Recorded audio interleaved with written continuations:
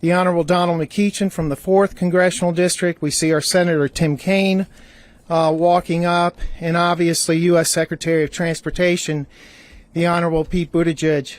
And from the Board of Supervisors, we have 3 elected officials, our Chairman Dan Schmidt. We have Tyrone Nelson from the Verona Magisterial District and Mr. Frank Thornton from the Fairfield Magisterial District. Now, before yielding the microphone to our first speaker, I want to note that exciting developments and investments are happening all around us. From River Mill, the development that you see in the background, and Virginia Center Commons to Green City, which will be a model for environmental sustainability and the largest development in our county's history, and in fact the largest eco-district east of the Mississippi. In each area, our county is playing a vital supporting role by investing in new roads and public infrastructure. As a county, we've seen time and time again that smart investments in public facilities and infrastructure have a direct and positive impact on our community's economic vitality and our quality of life. Beautiful, well-maintained schools, parks, libraries, roads, trails, and transit services give our county a strong foundation.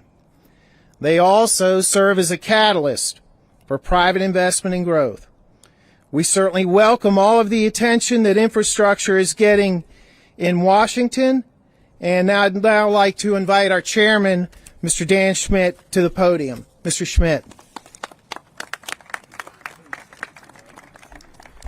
Thank you, and good afternoon, everybody. Thank you, Mr. Fotokis. Folks, here in Henrico County, not only are we blessed, as you just witnessed, to have an outstanding county manager, but we also place an immense amount of value and trust in our state and our federal colleagues, and we truly appreciate the close partnerships that Senator Kaine, Representative Spanberger, and McEachin continue to display for our residents and community. Thank you, Secretary Buttigieg, for taking the time to be here with us today, sir.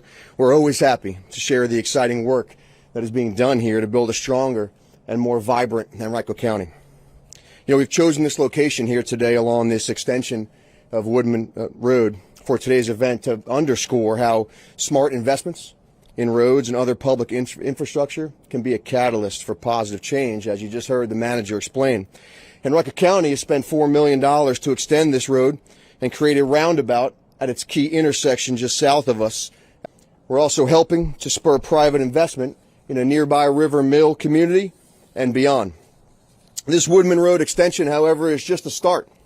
Next year, we'll begin construction on a new road right behind us called Lambert Way, which will lead visitors into Glover Park, an incredible recreational amenity here in the county, and then we'll connect it all with the new Fall Line Trail. Again, for those of you familiar with this trail, it'll span 43 miles from Ashland to Petersburg and be a major attraction for cyclists and other recreational users throughout Central Virginia. Thank you, Congressman McEachin, for your support of federal raised grant funding for this very important project, sir. Thank you. And to our north, at the end of this extension, we are in the midst of building an indoor sports and event center on the site of the Virginia Center Commons Mall. This facility, plus the intentional planned expansion of transit services up the Brook Road corridor, the Route 1 corridor, will help transform that area and this area into a destination for sports tourism, attracting hotels, new housing, restaurants, and more. This is yet another example of how strategic investment in public infrastructure is being leveraged to attract private investment and opportunities. And to our south, we will soon see Green City begin to take shape. Green City is designed, as you know, as an eco-district and will be a model for environmental sustainability and civic engagement with development standards for net zero energy and water. Green City also promises to be the largest development in Henrico's history, with extensive parks, trails, open spaces, among 2 million square feet of office space, 280,000 square feet of retail space, 2,400 housing units, 2 hotels, and a $250 million 17,000-seat arena. A development of Green City's magnitude will need an equally strong road network. That's why we're planning to extend Magellan Parkway over Interstate 95 to provide additional access to this site. Thank you, Congresswoman Spanberger, for your support for federal raised grant funding to support this project. Thank you, ma'am. In your support of this project, it highlights how key infrastructural improvements, when implemented in support of leading-edge sustainability projects, are a model of prudent, sensible, and environmentally conscious growth. As government officials, folks, whether it's here on the local level, our state level, or the federal level, we collectively have a responsibility, a duty, in fact, to make our communities stronger and make them places where businesses and families can prosper. In Henrico County, we not only accept that challenge, but we are propelled by the belief that a community is only as strong as its schools, its roads, its public safety, and other facilities and infrastructure. I'd now like to turn the podium over to Senator Kaine to say a few words. Thank you all. Senator?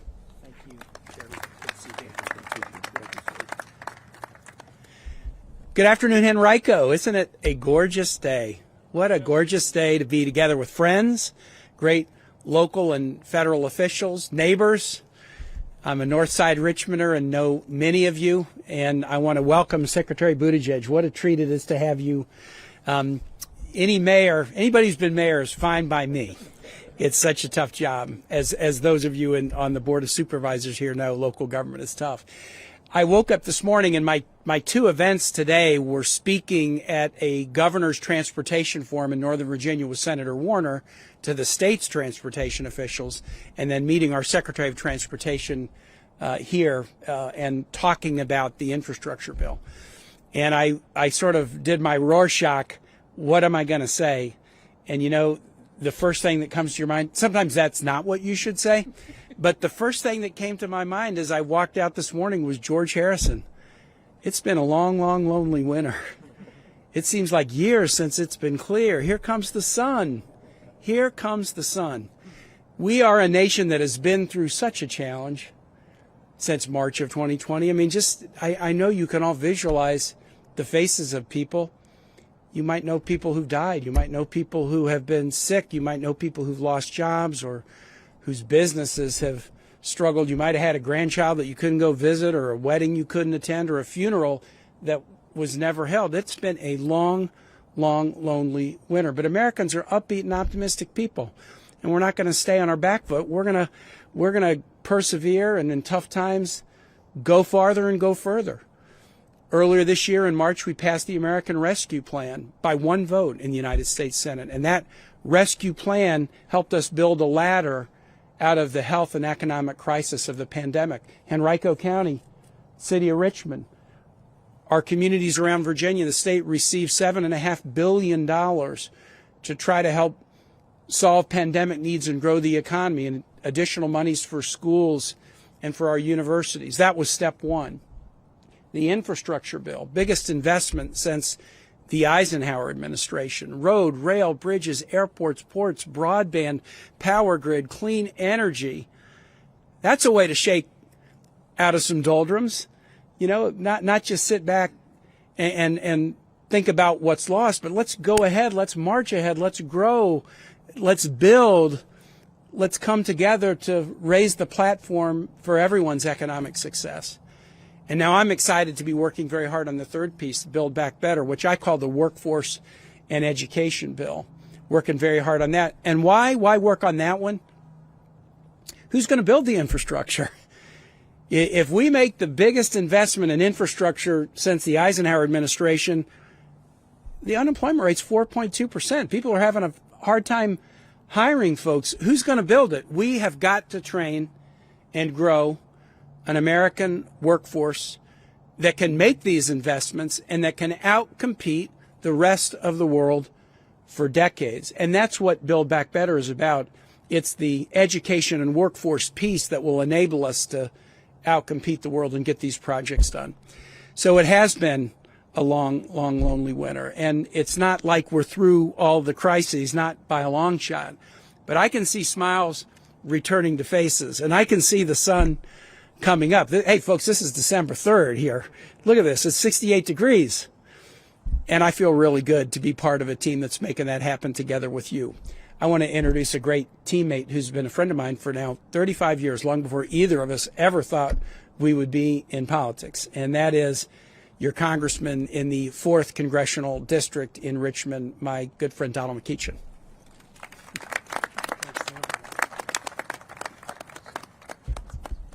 Good afternoon. Good afternoon. Quiet as it's kept, I'm home. Yeah. This is the original Glen Allen. What that thing out west is, I don't know. Mr. Vitokis, I don't know how that came to take the name of Glen Allen, but this is Glen Allen. This is where I grew up. And it's so good to be back home.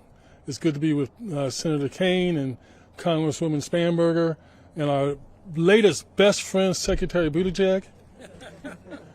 And, of course, I have to salute the Henrico County Board of Supervisors. By the way, Mr. Secretary, in case things get confusing to you, Virginia is one of those odd states where the cities and the counties are separate entities. And so I can say that I live in the finest city in Virginia, but this is the finest county in Virginia, with the finest Board of Supervisors and by far the finest county manager. So it is good to be home. I miss you guys. If Abigail slips up and lets the Supreme Court draw you in to the 4th, I'm coming home. Might have to talk to the Commonwealth Attorney for Richmond about that, but I'm coming home. But as Tim said, we've done a lot of work in Washington. But none of it's more important than the work we're doing on infrastructure, because we are literally reinventing the economy. And this is an exciting time to be alive. I can only imagine what it was like going from the transition between agriculture to industrial to the so-called information age, and now we're going to green our economy. Tim was talking about the things we have to build, and among those things that we're going to have to build are electrical charging stations. And I'm so excited about that, because in those bills that we have passed, we're going to put together 500,000 electrical charging stations. I'm sorry, not 500,000, 550,000 electrical charging stations. I was just talking to someone from GM, and they were telling me that they have stopped, for all practical purposes, making gas-fired automobiles. They are all going to be electrified now. And so we've got a lot of challenges ahead about how we make that happen. How do we make that work? How do we get people to be patient? Because when you pull up to charge up your car, it's not like, 5 minutes, right? It's going to be maybe a half hour, the way these charging stations work. So we have those types of challenges in front of us. But the notion of reinventing our economy so that we have a clean world to pass on to our children, and my grandchild is coming on March 3rd, is something that's very exciting to me. But I have the privilege right now of introducing to you a woman who has literally taken Washington by storm. I made a plea not too long ago that I had just gotten into the United States Congress and I needed a new neighbor. And the people of the 7th Congressional District complied with my request. And so I'm happy to introduce you to my not so new neighbor anymore, but my dear and precious friend, Abigail Spanberger.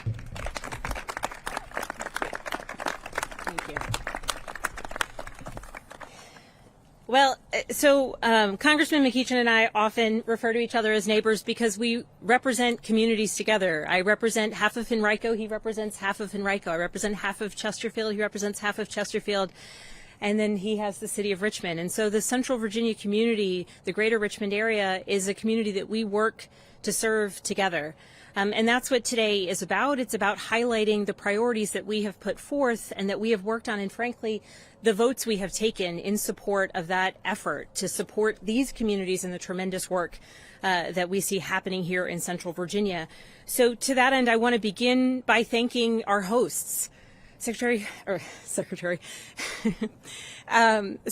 Thornton, Supervisor Nelson, Chairman Schmidt, and County Manager Vitolkas. Thank you for the incredible work that you all are doing for Henrico with your other board members. Donald McEachin, thank you for being here. Senator Kaine, thank you for being here. And Secretary Buttigieg, thank you for being here to witness what we have happening here in Central Virginia, where we are recognizing the value of movement and transportation as an issue of connectivity. Henrico County really continues to be a model for how we can deliver for our communities in a responsible, forward-looking, people-focused way. So I want to thank everyone here from the county who has worked tirelessly here in the community for citizens. Thank you for highlighting how Virginia really can lead the way and make physical infrastructure investments in the years ahead.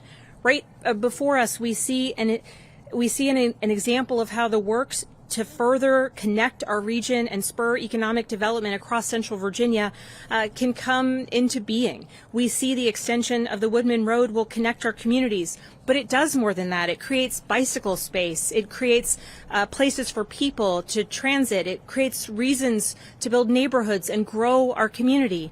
And as you heard, Lambert Way will be going in just down there. It creates an opportunity to honor those in our community who we've lost, who's Officer Lambert. And so I'm so excited that this community not only is honoring important community members who have passed on, but are doing so recognizing the value of connection and in movement. I grew up in this county, and I'm so proud to represent Henrico County in Congress. And last month I was honored to be at the White House as President Biden signed into law the Bipartisan Infrastructure Investment and Jobs Act.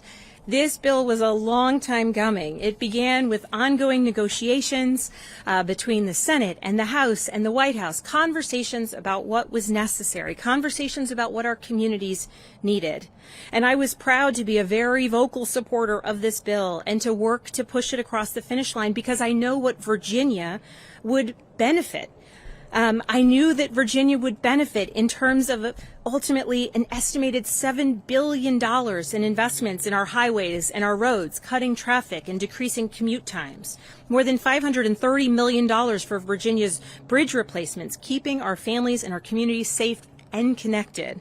More than $1.2 billion for public transportation projects in Virginia, including support for ongoing Amtrak expansion programs.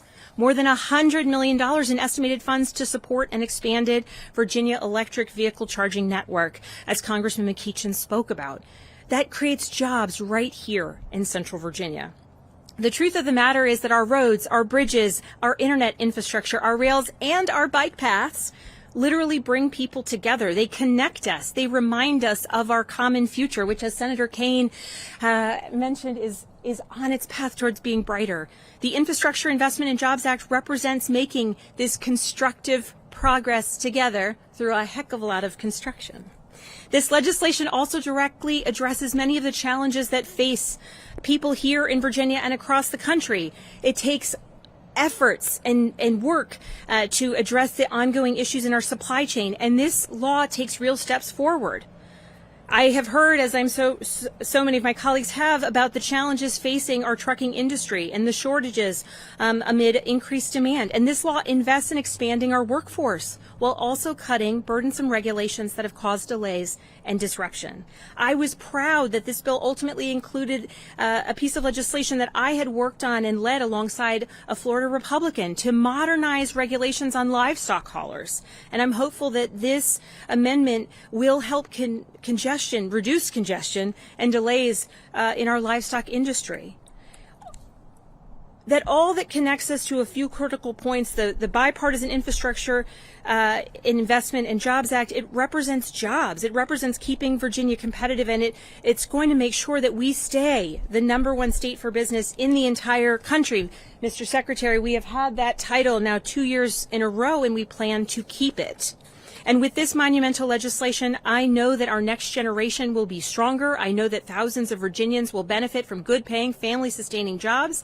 And I know that communities like Henrico County and all of the counties across Virginia's 7th District, Virginia's 4th District, and the larger Commonwealth will be ready to put these investments to work. Here in Virginia, we are keeping our foot on the gas or on that pedal in your electric vehicle. And here in Virginia, we're looking forward. Virginia is leading the way. And I am so grateful to have the opportunity to introduce Secretary Buttigieg to you and to introduce Henrico County to Secretary Buttigieg. I'm so appreciative of his focus on the transformational power that is transportation investments. and infrastructure investments. I'm so proud that we are here welcoming him today, and now it is my honor to invite America's 19th Secretary of Transportation, Secretary Pete Buttigieg, to share his comments. Here, here. Well, thank you so much, Representative Spanberger. Thank you for your leadership, your service to this country in more ways than one, and for encouraging me to come here. Now, I very much understand why. Representative McEachin, likewise, thank you for being here. Thank you for accommodating on rather short notice a very meaningful visit to Richmond earlier today.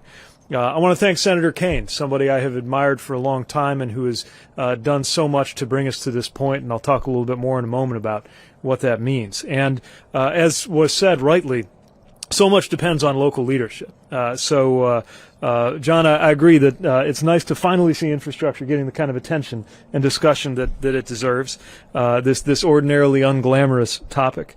And to Chairman Schmidt and all of the Henrico County leaders and all of the local leaders here, your pride and enthusiasm for this community is contagious. And I can feel it. And I can also feel the principle that I learned very early on as mayor, which is if you make the right kinds of public investments, private investments will follow. And it's a handshake between public and private that really makes things work in our country and in our communities. So I'm so thankful to the state, local, and federal leadership that has allowed us to do the work that you see around you and so much more where that came from, thanks to the bipartisan infrastructure law. It was an amazing moment when the president signed that infrastructure bill into law, something that so many presidents and so many Congresses had talked about and hoped to achieve, seeing it finally get done on a bipartisan basis. And it couldn't have come at a more urgent time. You know, the American Society of Civil Engineers comes out with those notorious report cards every now and then, right now giving us a C- on infrastructure in this, the greatest country in the world. 1 in 5 miles of roads, 45,000 bridges are in need of repair in this country. Nearly 30 million Americans don't have broadband access at a time when being connected to the internet is just as important as being connected to the interstate highway system.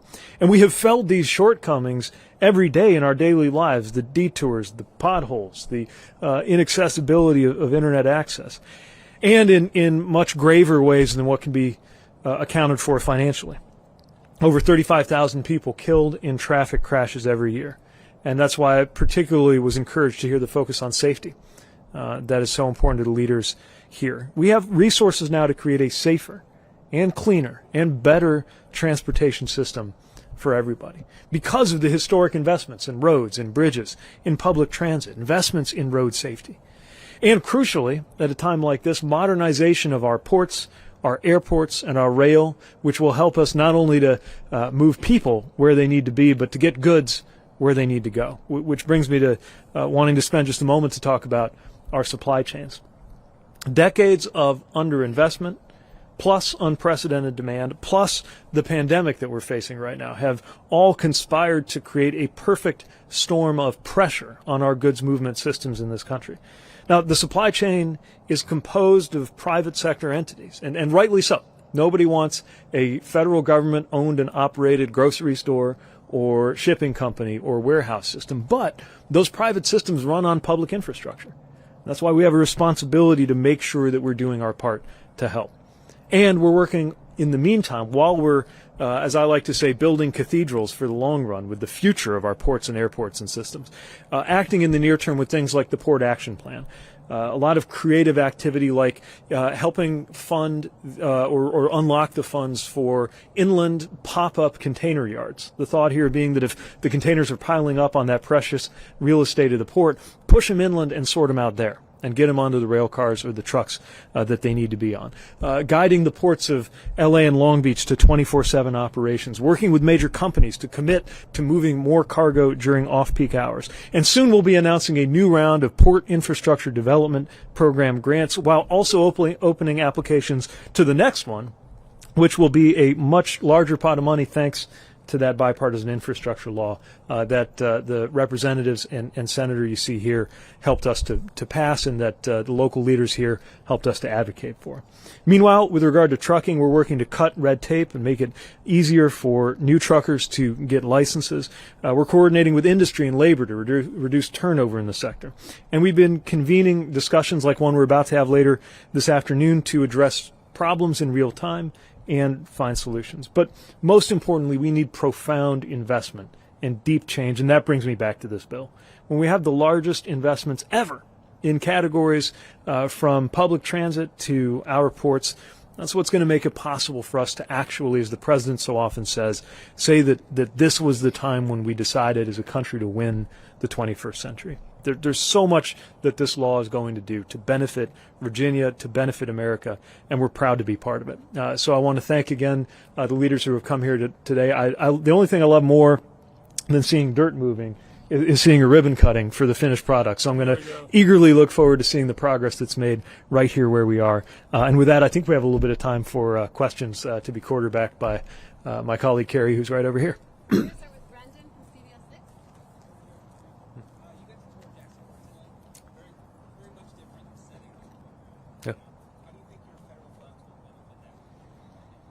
Well, transportation is about connection, or at least it's supposed to be. What we see right here, right, is an opportunity that is going to connect vehicles and bicycles alike to where they need to be. What you see in Jackson Ward is how transportation dollars sometimes serve to disconnect. And we have a chance to do something about that. It's what the Reconnecting Communities program is all about. So that when you look down a road like we did and you see where it just is cut through by an interstate, that we have a chance, and it's going to be different in different communities, whether you go over it or under it or around it, whether it's through transit, replacement, removal, or something else. But the point is, transportation should always be about connecting, never about dividing. And today was a great example of a proud community with a rich heritage that deserves our support. My question was the same. How you didn't actually see where the interstate crossed through the community at the bridge at First Street, but you had a sense of it. Did you get a real feeling for what happened? Yeah, I mean, again, I think the important thing is to see the areas that rely on transportation and that are impacted when it doesn't connect the way that it should, right? Because when you're on an interstate, when you're on the interstate that brought us down here earlier today from Washington, D.C., what you don't see is the communities that you're passing through. But enlightened 21st century transportation planning and design has to be about integrating any new transportation asset with the surrounding community. That's what the future of Jackson Ward could be. That's what we see right here, where you see this very thoughtful public-private vision that says, okay, you look at where we got to connect to. You look at the surrounding area, you look at the opportunity that is envisioned for the future. How do we knit it together in a way that benefits everybody instead of imposing benefits in a way that benefits for some in a way that undercuts the prosperity of others? But you see this, is this pot of money going to be big enough, do you think, to address the potential solutions in Jackson Ward and other communities, New Orleans, Syracuse, where you have similar issues? I would characterize it as a beginning. And much will depend on our ability and community's ability to use these dollars well. Same as the RAISE grants or any other competitive program or any other formula program too, for that matter. Ultimately, what we've got to do is demonstrate the effectiveness of these strategies, and then more will beget more. Any other questions from the media about infrastructure? Yes, hi, Olivia Jake with the Maine News. You talk about this long list of to-do right on this infrastructure bill here. I'm sure the timeline varies based on what we're trying to accomplish, but what are we looking at as a rough timeline? How soon can we put some ground starts? Yeah, so what I would say is some of this is dollars that are already going out there from resources that we have, but those pots are about to get bigger, right? So the RAISE grants, for example, things that we're funding right now in Virginia that we're proud of, but we could be doing so much more.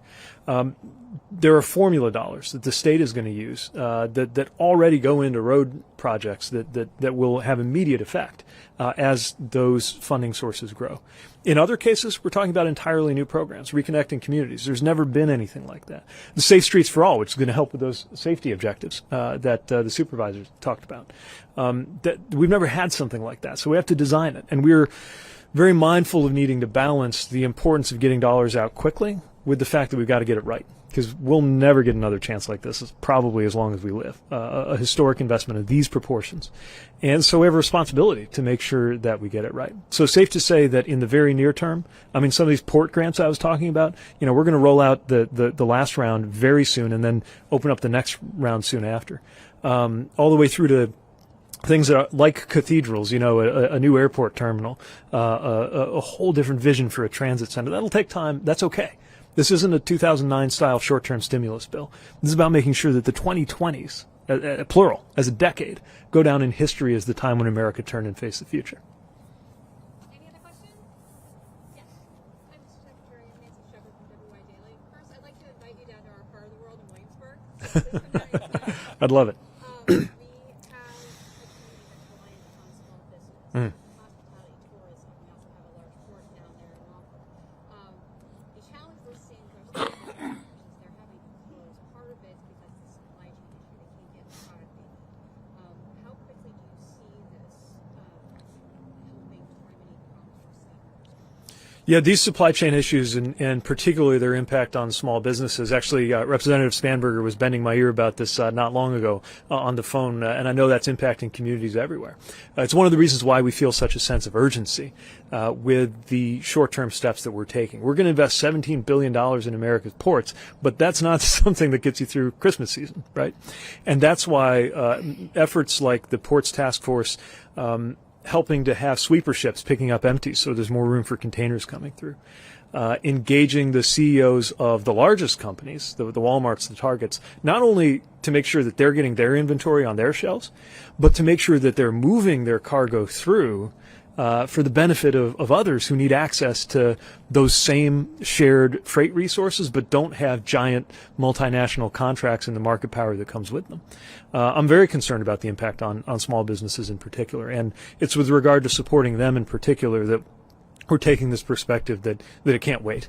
And I think our roundtable later today will probably surface some other ideas coming from the business community, and I'm looking forward to hearing those and taking those back to D.C. Thank you so much. We have time for just one more.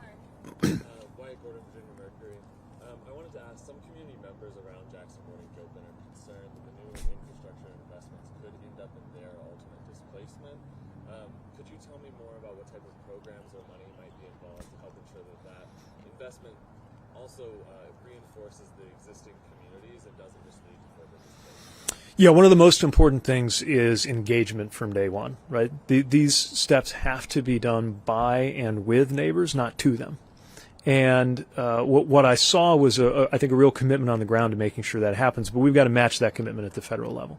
That kind of participation was not present in early rounds of federal investment in our infrastructure, which is part of why, though it created extraordinary opportunity, it also created a number of problems.